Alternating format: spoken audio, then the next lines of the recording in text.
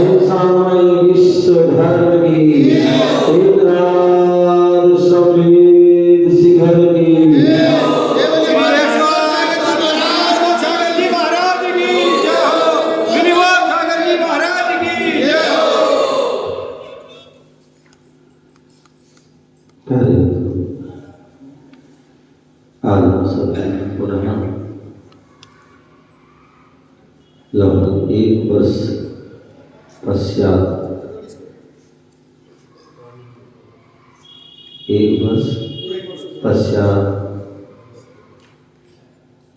सोनीपत शहर बड़ा मंदिर में भगवान पारसनाथ के दिव्य भव्य सम्मोहन में विराजमान है और जनवाणी का हम स्मरण करने के लिए बैठे हुए हैं। भगवान महावीर स्वामी की अथवा सभी 24 तीर्थंकर की जो वाणी खिली, वह वाणी 7 तत्वों का जो है विशद व्याख्यान करती, 9 पदार्थों का विशद व्याख्यान हुआ, 6 जो द्रव्य हैं उन 6 द्रव्यों का वर्णन हुआ और उन 6 द्रव्यों में काल द्रव्य को छोड़कर के जो 5 अस्थिकाएं हैं उनका वर्णन किया गया। जो षड्वेश्या हैं उनका वर्णन किया गया। 3 लोक, 3 जो काल हैं उनका विशद वर्णन किया गया। सात जो तत्व हैं, जीव, अजीव, आश्रम, वन, शंबर, निर्जरा और मोक्ष, ये सात तत्व हैं। और इन सात तत्वों पर जो है यथार्थ श्रद्धान करने से ही सम्यक दर्शन की प्राप्ति होती है। और जहाँ सम्यक दर्शन प्राप्त होता है वहाँ ज्ञान भी जो अनादिकाल से हमारे पास है लेकिन वो अज्ञान रूप में है, वह अज्ञान रूपी जो ज्ञान है वह भी सम्यक दर्शन के होने पर सम्यक ज्ञान हो जाता है। और जहाँ सम्यक ज्ञान होता है तो वह चारित्र अपने आप आ जाता है। तो ऐसे जो है वह तत्वों की बात वर्णन किया है।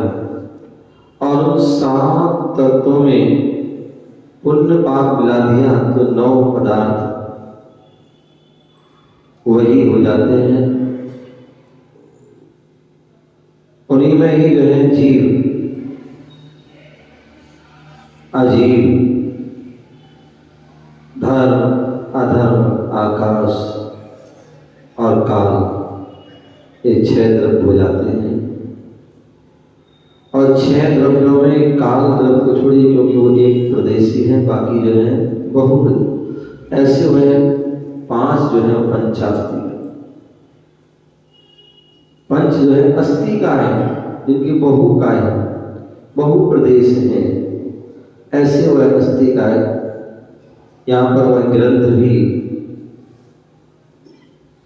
हमारे आचार्य भगवंतों की ऐसी जो है विशेष ज्ञान होता है कि जो एक एक शब्द पर भी ग्रंथ का लेखन कर देते हैं। मोक्ष तत्व पर मोक्ष शास्त्र लिख दिया,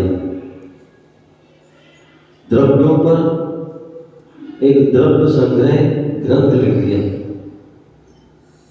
पंचास्तिकाय शब्द है उस पर एक ग्रंथ लिख दिया। ऐसे हुए आचार्य कुंद जो महान आचार्य हुए, जिन्होंने कहते हैं हमारे लिए बहुत कुछ दिया। भगवान की जो वाणी का संरक्षण किया, उसे लिपिबद्ध किया, जिसके 84 पाहुड़ लिखे और उसमें पूरा विशद उसमें व्याख्यान। तो ऐसे आचार्य कुंद स्वामी के द्वारा एक कहते परमागम ग्रंथ हैं, उनमें एक समय सार, प्रवचन सार, नियम सार, अष्टपाहुर और पंचास्तिका है। ये परम ग्रंथ हैं, परम आगम कहा जाता है। जिन्होंने इनको पढ़ लिया समझ लो जो है अध्यात्म का जो व्यक्ति के लिए विशेष ज्ञान हो जाता है। ऐसा है पंचास्तिका ग्रंथ यहाँ पर रखा हुआ है समक्ष। और यहाँ पर आचार्य कुंद स्वामी बहुत सुंदर बात कह रहे हैं कि हमारे यहाँ जो सच्चे देव, सच्चे शास्त्र और जो सच्चे गुरु होते हैं वह कितने विशेष होते हैं, कितनी उनकी महानता होती है, कैसे वह गुणों के धारी होते हैं। उसके लिए जो है बोले 100 इंद्र, क्या सतेंद्र, 100 इंद्रों के द्वारा जो है वह पूजनीय होते हैं। अन्य कोई तो 1-2 आदि के द्वारा पूजनीय मंत्री हो सकता है, लेकिन हमारे जितने भी जिनेंद्र भगवान हैं, तीर्थंकर भगवान हैं, सभी भगवंतों के लिए बोले 100 इंद्र सत्र हरियाणम, बोले जो इंद्र हैं और इंद्रों का जो राजा है ऐसे वह 100 धर्मेंद्र, सौधर्मिंद्र और जो है 16 स्वर्ग के ऊपर जो है सभी जो है एक समान होते हैं, जिन्हें हम अहिमिंद्र कहते हैं। तो ऐसे ही जो इंद्र और अहिमिंद्र, इन सभी के जो है बहुत सारे भेद होते हैं, और वेदों में मुख्य जो है लोगों के लिए उसमें लिया गया। कहते हैं जैसे जो है 4 जो है प्रकार के देव होते हैं, और 4 प्रकार के देवों में एक भवनवासी जो भवन में निवास करते हैं, ऐसे वह भवनवासी देव होते हैं, और वह 10 प्रकार के होते हैं, और उनके जो है इंद्र और प्रतिइंद्र आदि मिलाते हैं तो भवनालय 40। वह भवनवासी देव वह 40 प्रकार के हो जाते हैं। ऐसे उन सभी 40 इंद्र प्रतिइंद्र आदि उन सबके द्वारा वह हमारे भगवान पूजनीय हैं, वंदनीय हैं।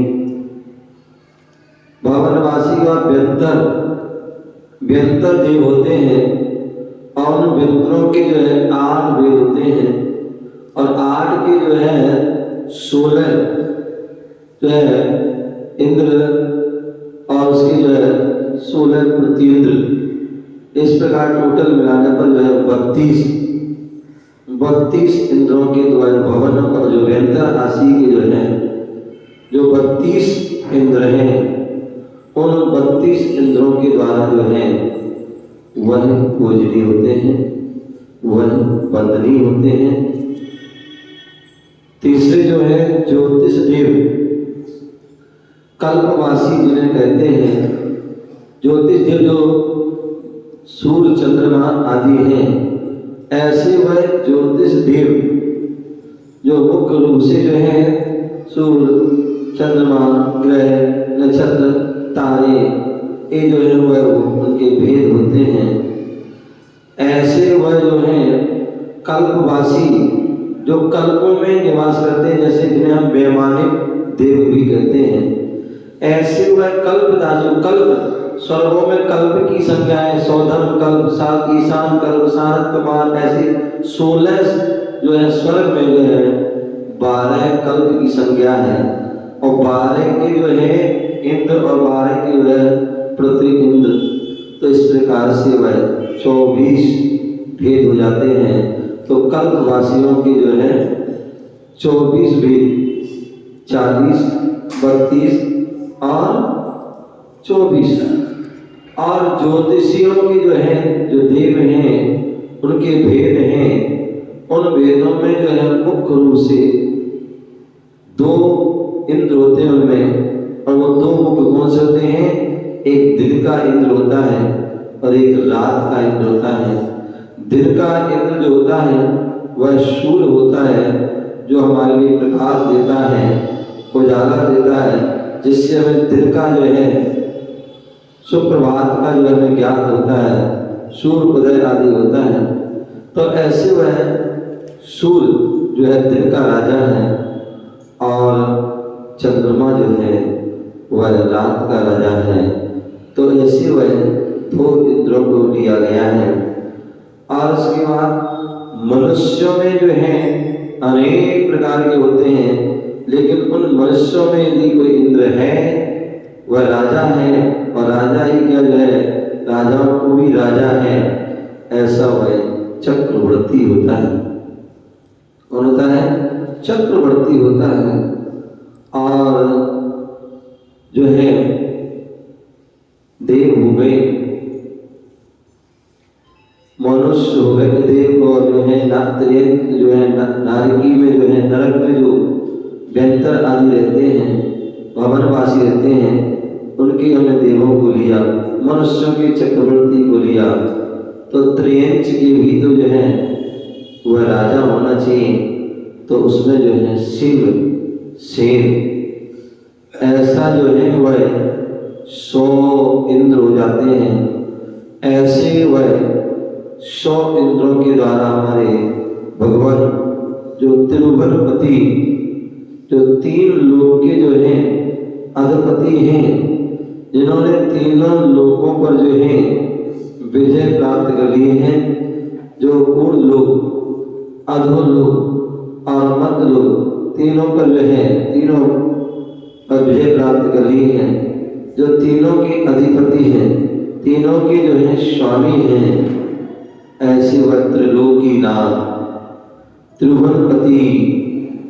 और जो कैसे हैं, जो तीनों लोगों को, प्राणियों को वह हितकारी वह वाणी के माध्यम से सभी का हित करते हैं। दुनिया में अनेक जो है लोग हैं, अनेक जो है संप्रदाय हैं, और अनेक संप्रदाय के जो है अनुयायी अपने अपने जो है महापुरुषों को पूजते हैं, लेकिन जो है उन महापुरुषों में जो है जरूरी नहीं है कि वो जो है उनकी वाणी हितकर ही हो, अहितकर भी हो सकती है, क्योंकि वह राग द्वेष से जो है सहित होते हैं।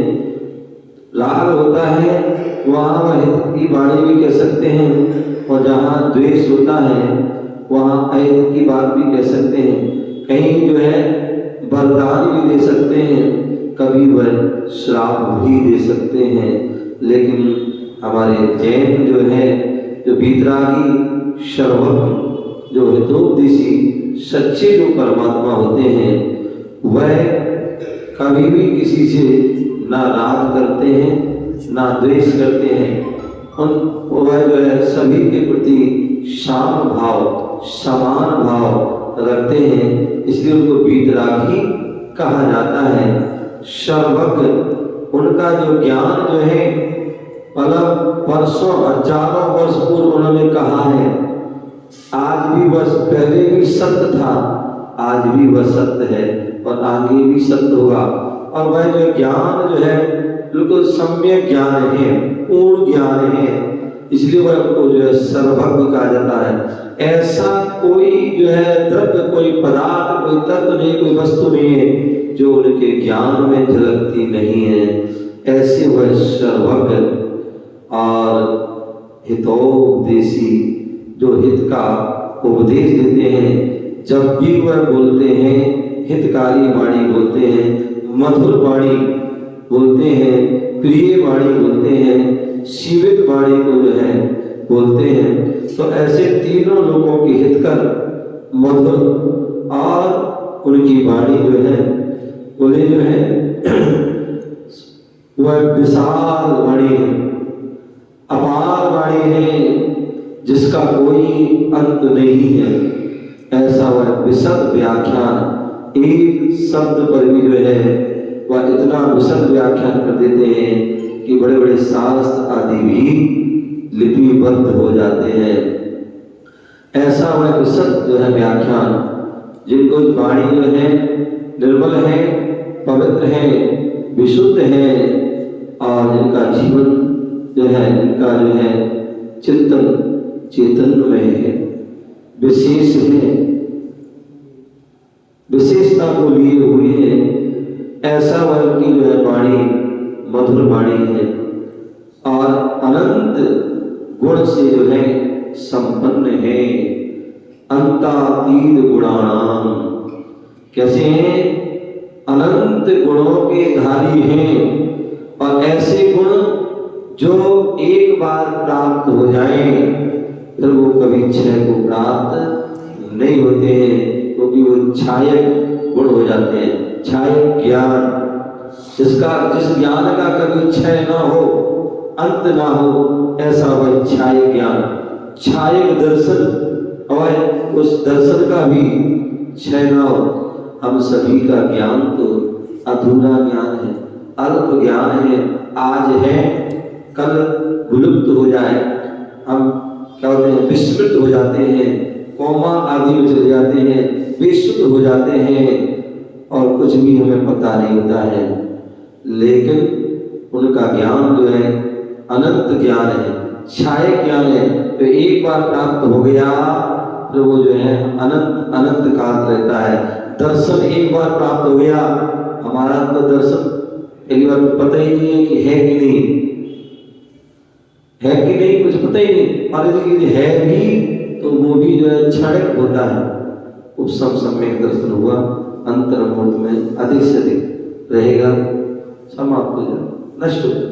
छह उपसम होगा वो थोड़ा ज्यादा है लेकिन वो भी समाप्त हो जाएगा। लेकिन जो छायक ज्ञान है, छायक दर्शन है, वो कभी समाप्त नहीं होता है।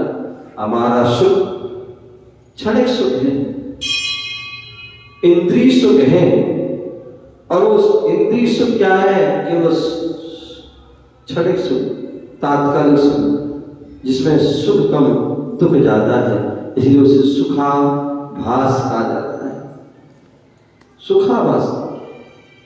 लेकिन हमारे अनंत भगवान, सिद्ध भगवान, सभी जिनेश्वरों का, सभी जानवरों का जो सुख है वह भी अनंत सुख है। क्या है? बोले अनंत सुख है। वह कभी एक बार प्राप्त हो गया तो वो कभी समाप्त होता नहीं है, क्योंकि वो इंद्रिय सुख नहीं है, वो अतीन्द्रिय सुख है। और अतीन्द्रिय सुख एक बार प्राप्त हो गया तो वो समाप्त नहीं होता है। ऐसा वह छायक सुख, अनंत सुख, और अंत में जो है अनंत वीर। क्या है? अनंत वीर, छायक वीर, छायक शक्ति जो अनंत शक्ति है। हम देखते हैं कोई जो है व्यक्ति होता है, कभी जो है कमजोर होता है और कभी शक्तिमान हो जाता है, शक्तिशाली हो जाता है, कभी जो है शक्तिशाली होता है और कभी कमजोर हो जाता है। क्या होता है? एक बीमारी होती है, क्या होते हैं? थायराइड। क्या होती है? थायराइड होती है। किसी को एक ऐसी थायराइड होती है कि जो बिल्कुल उसमें फूल जाता शरीर है, फूल कुप्पा हो जाता है। और एक ऐसी थायराइड होती है कि बिल्कुल सूख के बिल्कुल क्या हो जाता है, कांटा जैसा हो जाता है। और भी ऐसी अनेक प्रकार की बीमारी होती है। अथवा सबसे बड़ी बीमारी जो है वो चिंता रूपी बीमारी। क्या? अन्य बीमारी तो व्यक्ति की छूट जाती है, लेकिन चिंता रूपी बीमारी सहसा छूटनी, एक बार लग जाती है वो चिता तक हमें ले जाती है। क्या ले जाती है? वो चिता तक हमें ले जाती है, वो छोड़ने का नाम नहीं लेती है। तो ऐसे जो है बोले जो हमारे लिए जीवन में जो अनंत जो है शक्ति जो एक बार जो प्राप्त हो जाती है, फिर वह शक्ति कभी क्षीण नहीं होती है, कभी कम नहीं होती है, हमेशा हमेशा के लिए वह अनंत रहती है। ऐसे वह अंतातीत गुणानाम, जो अनंत गुणों से जो है सहत हैं, जिनका कोई जो है अतीत जो है मतलब जो बीतने वाला बीतती नहीं, कहीं समाप्त होती है। ऐसे वह अनंत गुण के जो धारी जो है, और जो अपने भवों को नष्ट करने वाले हैं, उनका अंतिम भव है। और जो उनकी संगति में पहुंच जाता है तो उस व्यक्ति के भी सारे जो है अनंत भव जो है वह नष्ट हो जाते हैं। कहा? वह राजा सेठ एक समय तीव्र विख्यात से वह सहित था और मुनियों पर जो मुनिराज पर उपसर्ग कर दिया, मुनिराज पर तलवार उभार ली, मुनिराज पर कुत्ते छोड़ दिए, मुनिराज पर जो है सर्प डाल दिया, घनघोर उपसर्ग। और ऐसे जो है अशुभ परिणाम से कारण, दुष्ट परिणाम का, खोटे परिणाम के कारण वह उसी समय जो है साथ में नरक का अंत कर लेता, साथ में नरक की आयु का अंत कर लेता है। तीव्र मिथ्या, तीव्र कसाई। लेकिन कहते हैं परिणाम हमेशा एक से रहते हैं। परिणाम व्यक्ति की स्थिति जो हमेशा एक से परिवर्तनशील है, वह परिवर्तन होती है। एक समय में तीव्र परिणाम भी होते हैं, एक समय में जो है मंद परिणाम भी आते हैं, एकदम जघन्य परिणाम भी हो जाते हैं। निमित्त जैसा मिलता है, अच्छा निमित्त मिल जाता है तो अच्छे परिणाम हो जाते हैं। अच्छी संगति करते हैं तो अच्छे जो है भाव होते हैं, अच्छी उपलब्धि होती है। और यदि बुरी संगति करते हैं तो हमारे बुरे भाव हो जाते हैं, बुरे परिणाम होते हैं, बुरे बुरे कर्म करते हैं। तो वह उस समय उन्होंने संगति बुरे लोगों की तो उससे उन्होंने बुरा कार्य किया और उससे उनका बुरा हुआ।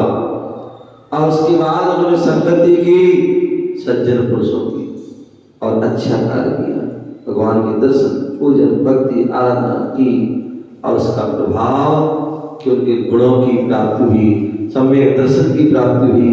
बोले जो है छायक सम्यक दर्शन, ऐसा दर्शन जो कहाँ तो तीव्र मिथ्या और कहाँ जो है तीव्र सम्यक दर्शन की प्राप्ति, विशुद्ध सम्यक दर्शन की जो एक बार हो गया प्रभात में द्वारा समाप्त नहीं होता है। और उसका ही कारण तीर्थंकर भगवान महावीर स्वामी के समुद्र में विराजमान हो गए और जहाँ पर उनकी जो है पहाड़ी को कंटिन्यूस अनवरत जो है निष्दिन उसको जो है श्रवण किया, एक बार दो बार तीन तीन चार टाइम जो उनकी दिव्य ध्वनि गिरती है वो 4 टाइम को सुना, पूरा उसका लाभ लिया।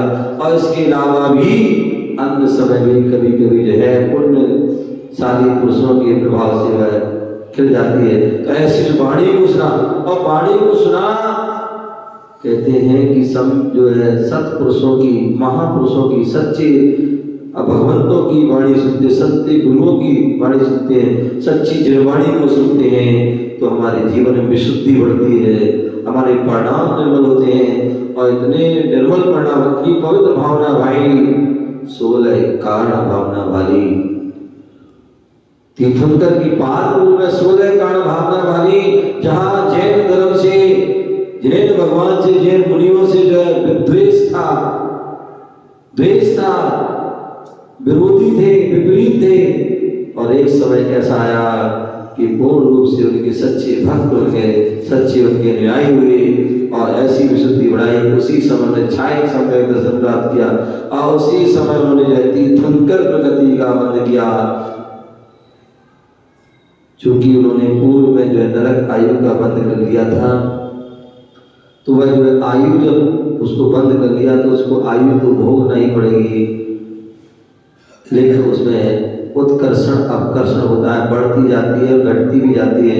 यदि विशुद्ध परिणाम हो गए तो वह आयु घट जाएगी और जो है परिणाम अशुभ हो गए तो बढ़ भी जाएगी। और यही हुआ, कहाँ 7 में नरक की जो आयु बंद हुआ था, लेकिन परिणाम पवित्र हुए, निर्मल हुए, विशुद्धि बढ़ी और वह पहले नरक में आ गए। और पहले नरक में भी मध्यम आयु केवल 84,000 वर्ष की, और वही आयु को पूर्ण करके जो है भविष्य के जो है प्रथम तीर्थंकर, पद्म नाम तीर्थंकर जो है होंगे, किस कार्य से होंगे? भगवान की भक्ति से।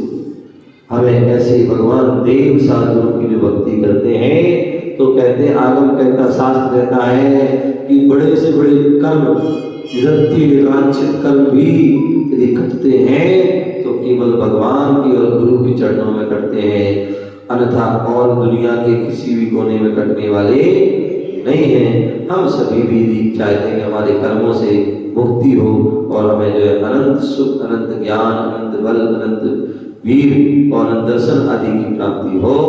तो हम देव साधुओं की भक्ति में अनवरत जो है लीन रहें तो निश्चित ही हमारा कल्याण हो जाएगा। अब हम इस भाव से, इस संसार से पार हो जाएंगे और हमारा जीवन भी सार्थक एवं सफल हो जाएगा। इसी भावना से जय बोलो महावीर भगवान की।